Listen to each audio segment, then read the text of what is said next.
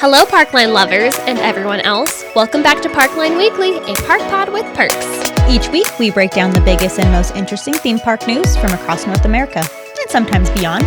From Disney parks to Universal, cruise lines, and everything in between. Everything in between. And we've got a packed episode this week with reopening rides and new attractions, cruise updates, and even a Dolly Parton check-in. Let's dive right in, switching things up this week, and we're going to start out on the water with our cruise line news. Cruise line news, not Disney? Not this week. Not this week. First up this week, the cruise industry is celebrating the arrival of a brand new ship. Norwegian Cruise Line officially recognized as Norwegian Luna, the newest ship in its Prima Plus class, marking a major milestone for the company. The ship recently completed its transatlantic voyage and officially entered service, sailing Caribbean itineraries from Miami and carrying more than 3,500 passengers. And honestly, ships like this are starting to feel more like floating theme parks, with huge focus on entertainment, dining, and immersive experiences. Next up, the cruise industry is also dealing with some itinerary disruptions. Several cruise ships have been forced to cancel sailings due to the ongoing geopolitical conflict affecting the Persian Gulf region. 6 ships remain unable to reposition safely through the Strait of Hormuz, leading multiple cruise lines to cancel upcoming voyages while they reorganize schedules. It's certainly a rocky time to be out on the seas. Yes, it is. Another major headline involves Carnival Corporation, which announced it is lowering its annual profit forecast due to rising fuel costs tied to the global oil disruptions. Even with higher operating costs, Carnival says booking for 2026 remains strong and demand for cruises continues to grow. In fleet expansion news, TUI River Cruises announced plans to add 2 new river ships to its fleet. Those new ships will grow the brand from 6 vessels to 10 by 2028, expanding cruise options from across major European rivers. It's very similar to what we're seeing with theme park expansions. More capacity, more destinations, and more ways to keep guests coming back. And finally, the cruise industry continues experimenting with unique onboard experiences. Holland America recently began aging barrels of Jefferson's Ocean bourbon aboard its ships while they sail around the world. The idea is that the ocean movement and climate changes influence the flavor of the bourbon, creating unique products guests can try after the barrels return from sea, which is a pretty cool idea. Yeah, I'm not a fan of bourbon, but I'd be willing to try that. Yeah, definitely. Yeah. Honestly, at this point, cruise ships are basically theme parks that float. Between the entertainment, dining, and over-the-top experiences, they're competing for the exact same vacation dollars as Disney and Universal, which is probably why Disney has its own cruise line. Probably. Yeah. All right, let's head back to land with our biggest segment this week, Disney Park News. We're starting in Disneyland, and we may be moving on from cruise lines, but we are still talking about ships in the sea, because a classic attraction is about to go down for refurbishment.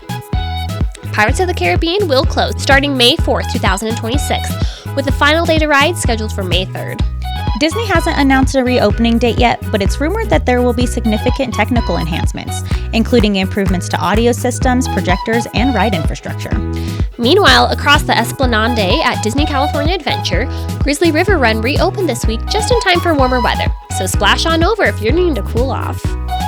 Over in the digital world, Disneyland is also testing updates to mobile food ordering in the Disneyland app. The tweaks aim to reduce congestion at popular restaurants and prevent resellers from hoarding high-demand items. How are people reselling Dole Whip and Mickey ice cream bars?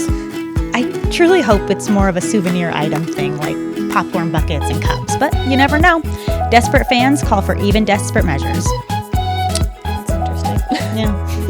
Now let's head to Hollywood Studios, where a major transformation is coming to Animation Courtyard. Starting May 26th, the area will begin a phased transformation into the Walt Disney Studios-inspired animation district with several new experiences. Leading the lineup is the Magic of Disney Animation, a brand new anchor attraction celebrating Disney's animation legacy. There will also be a new Alice in Wonderland themed play area called Draw to Wonderland. Pretty cool idea. I like to draw. I don't think that's what they mean. It's not drawing. Not that drawn. Okay. Another major addition will be Off the Page, an immersive character meet and greet experience featuring scenes themed to animation production stages. Guests can meet characters like Mulan, Rapunzel, Chippendale, Donald and Daisy, Goofy, and Stitch, in environments designed to look like they jumped right out of a storybook.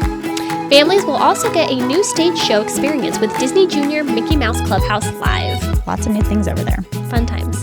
Over at Magic Kingdom, Cinderella's castle is getting a refresh. Crews are repainting the castle from the 50th anniversary rose gold themes back to a more traditional palette of grays, blues, creams, and gold accents. The moat is currently drained, so crews can access the base, and the project is nearing completion. Or so they say. We'll see about that. Yeah. Disney also announced a couple of temporary resort changes. The Grand Floridian Cafe will close for refurbishment from mid-July through October 2026, with brunch temporarily moving to Citricos. And at Wilderness Lodge, the boat dock will undergo maintenance starting April 13th through late July, with boat transportation paused from April 13th to May 1st. Another big development is coming to Disney Springs, where Level 99, a massive 45,000 square foot interactive gaming venue, is scheduled to open in 2026 inside the former NBA Experience building. The venue will feature over 60 challenging rooms combining mental and physical tasks, plus a 2-story bar and restaurant. And finally, Disney revealed the ticket sale date for one of its biggest fan events. Yeah, D23, the ultimate Disney fan event, returns to Anaheim August 14th through 16th, with tickets going on sale starting April 2nd and prices ranging from $49 to $2,599, depending on the package you decide. The price range is vast, but it allows every fan to attend regardless of your budget. That's nice of them. Yeah. And finally, internationally, the park formerly known as Walt Disney Studios Park at Disneyland Paris officially becomes Disney Adventure World starting March 29th, 2026. The transformation includes new lands like World of Frozen, the lake-centered Adventure Bay, the Garden Promenade, Adventure Way, and a redesigned entrance called World Premiere Plaza. Lots of exciting Disney news this week, but Universal fans have something to celebrate too. Yeah, not as long of a list, but still something to celebrate. Yeah, can't forget Universal. First up, big news from Epic Universe. The high-speed roller coaster Stardust Racers officially reopened on March 25th. The dual launch coaster has been one of the park's standout attractions, and fans are very excited to see it back up and running. I know I am. Yeah, I want to ride that. Universal also announced a couple of scheduled refurbishments coming this year. At Universal Studios Florida, Men in Black: Alien Attack will close for refurbishment, unfortunately right in the middle of the summer season from June 1st through June 16th. Who made that up? Right? And at Islands of Adventure, the Popeye-themed play area Me Ship, the Olive, will close for its annual refurbishment from April 19th to April 25th. Neither closure is expected to include major changes, just routine maintenance, but if it's a must, schedule your park visits around those timelines. I wouldn't want to miss Men in Black. No, that's a good one. Yeah. One of the favorites. Beyond ride updates, Epic Universe continues preparing for its full guest experience rollout, and the reopening of Stardust Racers is a big step in that process. Universal fans are also keeping an eye out for future attraction announcements as the park continues to evolve. Always evolving. Yes, lots of changes always. Yeah, I'm still mad about that Men in Black. I can't believe they did that in the middle of summer. Well, folks, that wraps things up for Disney and Universal. Now let's take a look at some national park and broader industry news. First up, an update from Dollywood. Dolly Parton made her 2026 season opening appearance, and fans were thrilled to see her back. She arrived in a bright pink suit and looked great, of course, though she did mention she's been dealing with some health issues recently and is still mourning the loss of her husband, Carl. Yeah, she's been going through a lot lately. Poor Dolly. Despite that, she has been working her way back, and the crowd gave her a huge welcome.